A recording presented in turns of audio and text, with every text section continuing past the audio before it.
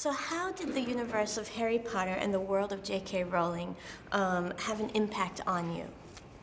Yes, the beginning is that it was just one of my favorite stories as a young kid growing up. It was a story that I sought sanctuary in. Times in my life as a kid where I would have a hard time, I would often turn to Harry Potter. I read all the books, I watched all the movies, I listened to the audio books on tape.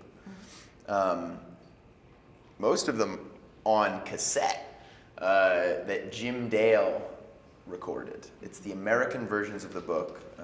The actor Jim Dale did the vocal performance, and I have to say it's certainly one of my favorite performances in any medium ever. And it was massively influential. I think it influenced and sort of charged my sense of imagination and wonder, and it gave me inspiration to play. And it helped me, I think, carry some of those qualities forward into my adult life. Because those of us who were in this particular generation got to grow up with these kids and sort of evolve with the content. And it's sort of a part of what's exciting about this movie is that kids my generation, the content and even the characters who are at the center of the story are kind of growing up with us. So what seduced you to be part of Fantastic Beasts, and what is this world about for you? Yeah, I mean, the second I heard that J.K. Rowling, that she was writing a film, I was just, desperately trying to be a part of it in any way that I could. And then there was this role that we knew absolutely nothing about, but we knew it maybe fit my description. And yeah, I mean, it seduced me instantly. Then it was a process to try and seduce them.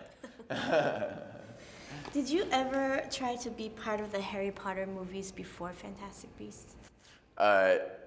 No.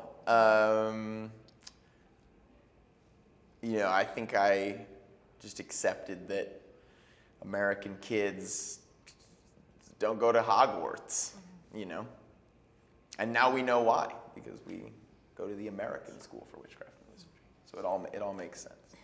I'm not embittered. I'm very happy to be here now. So tell us about working with David Yates and what's so unique about him. David Yates is a phenomenon because he's one of the most imaginative and bright-eyed artists I've ever worked with, but he maintains in his persona and on his set such an unbelievable air of calm and quiet. It's almost unnerving. I mean, you walk towards set and you're having a loud conversation, and then you walk through the door, and it's one of those moments where you're the rude guy because you were just like, nah! And then you're like, whoa, it is so quiet in here. And his set would always be so quiet, and that's one of the symptoms of him being such an actor's director, is in everything he does. It's such a powerful privilege to work with him because he makes sure that you have the staging environment that you need. He's incredibly observant, and it's rare to have an experience like the one with him where every note feels like a deep cut into exactly what you were doing, almost like he can read your mind and he knows how you're approaching a scene and he addresses your approach at its root.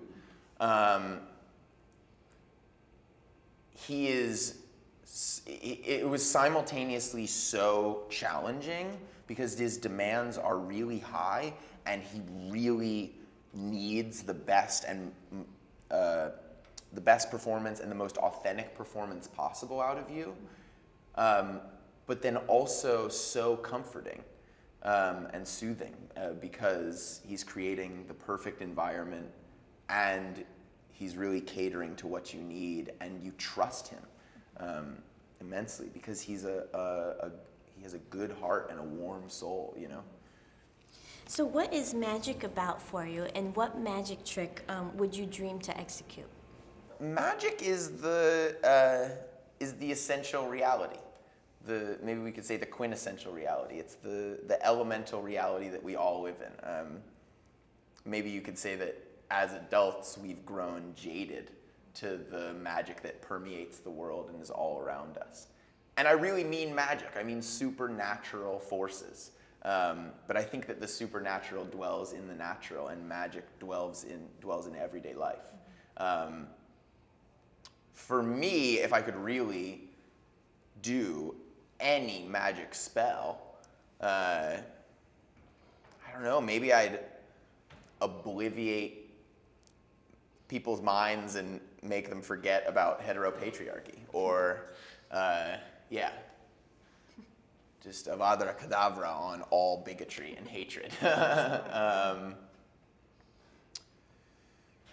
At least put a little Petrificus totalis on Donald Trump for, the next week or so. What is your favorite fantastic beast and why? I love the Niffler, which I think largely is just because I love the platypus. And I really feel like I could have a functional relationship with a Niffler. Like, if you were hanging out with a Niffler, he'd snatch that bow right away. Totally. And also, actually, honestly, he'd probably tear your shirt apart for the shiny gold parts. He'd maybe take a couple buttons off me, but besides that, I'd be okay, And I think in the home I create, there aren't many shiny things. So I think he'd be able to relax, which would be nice for him. It must be hard to always be fiending over the shiny stuff that we put all over our world and society, He's like, he just needs to steal it. And so I would create a nice, matte environment for him to relax in, and we would, eat snacks and... Yeah. I don't know what you do with a Netflix and chill. Yeah, we would totally Netflix and chill. No, We'd go cuddle. to the movie theater and chill, right? Yeah. All right. Hey, Thank you so much. very good.